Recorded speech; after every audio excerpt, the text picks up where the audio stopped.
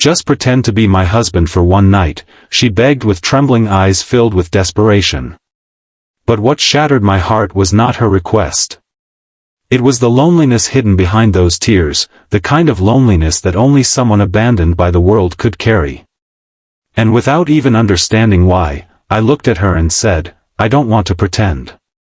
Before we begin, if you believe in kindness, second chances, and the incredible power of human connection, please take a moment to like this video, leave a comment, share it with someone who needs hope today, and subscribe to Echoes of Hope. Your support helps us continue sharing stories that remind people they are never truly alone. The afternoon sun poured through the tall hospital windows, painting long golden lines across the polished floor. It was supposed to be another ordinary day for Rowan Mercer. At 36 years old, he had mastered the art of surviving quietly. He repaired antique furniture in a small workshop downtown, lived alone in a modest apartment, and spent most evenings listening to old jazz records while convincing himself that solitude was easier than disappointment. Life had taught him that people leave. His father had disappeared before he learned how to ride a bicycle. His mother fought illness for years before finally losing the battle, leaving him with nothing except old photographs and unanswered questions. The woman he once planned to marry had walked away 3 years earlier, choosing excitement over stability, adventure over loyalty. Since then, Rowan stopped expecting miracles. He believed some hearts were simply built to carry empty spaces forever. That afternoon he had only come to the hospital to deliver a handcrafted rocking chair he had restored for the children's wing. He intended to leave quietly, unnoticed, just as he always preferred. Then he heard someone crying. Not loudly. Not dramatically. Just the silent kind of crying that sounds like a soul slowly breaking apart. He turned toward the waiting area near the oncology department and saw a woman sitting alone. She looked exhausted. Her dark hair was loosely tied back, strands falling around her pale face. Her hands trembled as she held an envelope against her chest. There was a dignity about her sadness, a quiet strength fighting against complete collapse. She noticed Rowan watching and quickly wiped her tears away. "I'm sorry," she whispered. Rowan nodded politely, intending to continue walking. But something stopped him. Perhaps it was because he recognized that expression. The expression of someone trying desperately not to fall apart in public.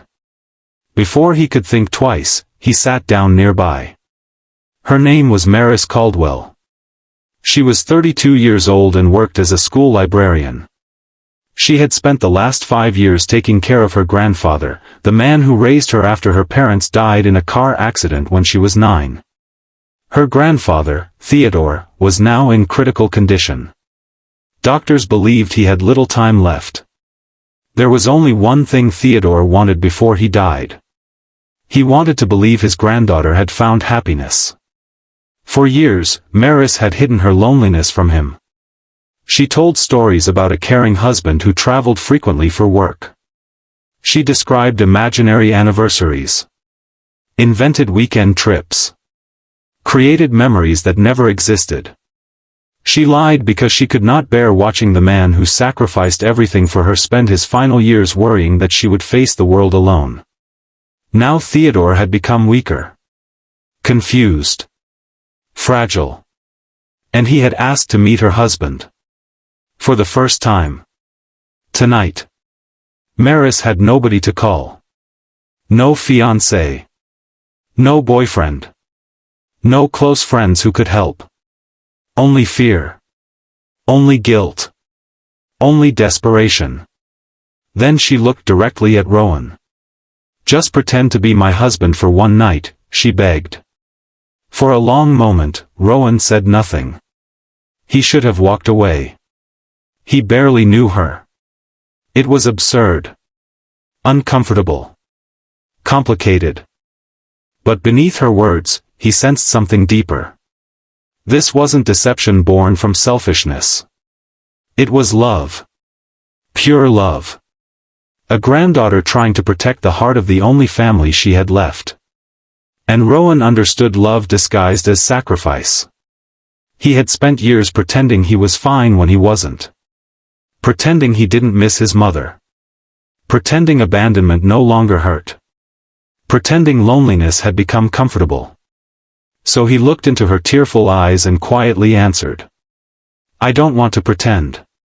Confusion crossed her face. Then he smiled gently. I want to help because no one should have to carry this alone. For the first time that day, Maris smiled. And somehow, the hospital corridor seemed brighter. That evening, sunlight streamed through Theodore Caldwell's hospital room, bathing everything in warm shades of amber. It was daytime fading slowly toward dusk, creating an atmosphere that felt strangely peaceful. Theodore looked frail. His skin was thin. His breathing uneven. Yet his eyes still carried remarkable warmth. Maris introduced Rowan. She spoke carefully, nervously. Theodore reached out and held Rowan's hand. And then something unexpected happened. The old man smiled. Not politely. Not suspiciously. But sincerely. As though he had been waiting years for this moment. Throughout the afternoon, Theodore asked questions. He wanted stories. Memories. Details. How they met. Favorite meals. Future plans. At first Rowan stumbled. He improvised awkwardly. But gradually something shifted. Maris joined in. Adding small details. Building imaginary memories together. Laughing. Smiling. Remembering things that never happened. And yet somehow, those moments felt real. Theodore watched them with peaceful satisfaction. He spoke about love. About commitment. About showing up for people even when life becomes difficult. He shared stories about raising Maris. About teaching her to ride a bicycle. About staying awake during thunderstorms because she was afraid of lightning. And while listening, Rowan felt a pain deep inside his chest. He realized how much family mattered. How much connection mattered. How many years he had wasted protecting himself from heartbreak. The hours passed quickly. Eventually Theodore drifted into sleep.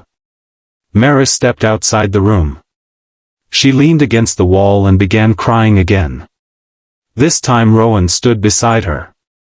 Neither spoke immediately. Sometimes silence becomes the kindest language. Finally she whispered. Thank you. Rowan looked down. I think your grandfather already gave me something tonight. She frowned. What do you mean? He smiled sadly. He reminded me what love actually looks like. Maris lowered her gaze. For years she had buried herself in responsibilities. She watched friends marry. Build families. Celebrate milestones. Meanwhile she organized medications. Prepared meals. Managed appointments. She sacrificed her youth willingly because Theodore deserved care. Yet somewhere along the way, she stopped believing happiness was meant for her. She accepted loneliness as destiny. Just as Rowan had.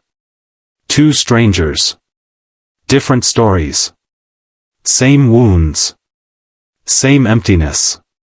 Days passed. Then weeks. Rowan continued visiting Theodore. Not because he felt obligated. But because he wanted to. He brought newspapers. Flowers. Books. And sometimes small wooden carvings he crafted in his workshop. Theodore adored them. He often joked that he finally had the grandson he never expected. And for Rowan, hearing those words healed parts of himself he thought were beyond repair. Maris noticed changes too. She laughed more. She smiled more easily. Her eyes carried hope again.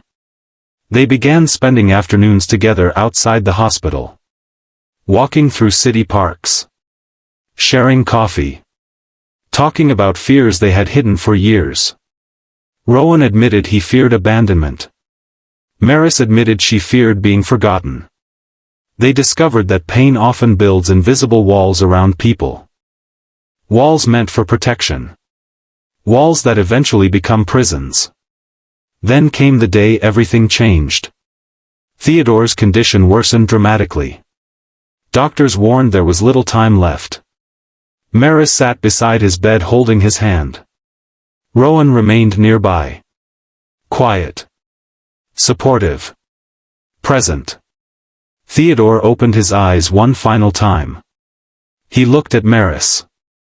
Then Rowan. And smiled. "I don't know whether life brought you together by chance," he whispered weakly. "But some people arrive exactly when our hearts need them most." Tears streamed down Maris's face. Theodore squeezed her hand gently. Then looked toward Rowan. "Take care of her." Hours later, Theodore passed away peacefully. Maris felt as though the world had stopped spinning. Her anchor was gone. Her protector. Her family. Her home. And grief swallowed her whole. For several days she barely spoke. She stayed inside her apartment. Ignored messages. Avoided sunlight. Avoided memories. Rowan understood grief. He remembered losing his own mother. He remembered the unbearable silence afterward. So he waited patiently. He delivered food. Left flowers outside her door. Sent simple notes. One message read, "You do not have to be strong every minute." Another said, "Some people stay." And perhaps that was what Maris needed most. Proof that not everyone leaves. Weeks later she finally visited Rowan's workshop. Dust floated through beams of afternoon sunlight. Old music played softly. The scent of cedar wood filled the air. She watched him sanding a rocking chair. And suddenly she began crying again. Not because she was broken. But because she realized she wasn't alone anymore. Rowan walked toward her slowly. She looked up. "I asked you to pretend for one night," she said quietly. "And somehow you stayed." He smiled. "I told you from the beginning." She waited. He took a deep breath. "I don't want to pretend." In that moment, every fear they carried seemed smaller. Every scar less painful. Every lonely year less significant. Because love had arrived unexpectedly. Not through grand gestures. Not through perfect circumstances. But through compassion. Through kindness. Through showing up when someone desperately needed help. Months later, Rowan reopened his workshop with a new sign hanging near the entrance. It read, "Caldwell and Mercer Restorations." Maris helped manage the business. Children from local schools visited during workshops. Families gathered there. Laughter replaced silence. Life returned. And on the wall near the entrance hung a photograph of Theodore Caldwell smiling warmly from his hospital bed. A reminder. A blessing. A beginning. Sometimes the people who save us are strangers. Sometimes healing begins with a simple act of kindness. Sometimes love enters our lives disguised as responsibility. And sometimes, when someone asks us to pretend, fate quietly whispers that something real is waiting on the other side. If this story touched your heart, please take a moment to like this video, comment below, share it with someone who believes in hope, and subscribe to Echoes of Hope for more inspiring stories that remind us kindness still exists in this world. Special request, comment, "Some people stay," if you believe genuine love is found in the people who choose to remain beside us during our darkest moments. Because in a world where so many people walk away, there is something truly extraordinary about those who stay.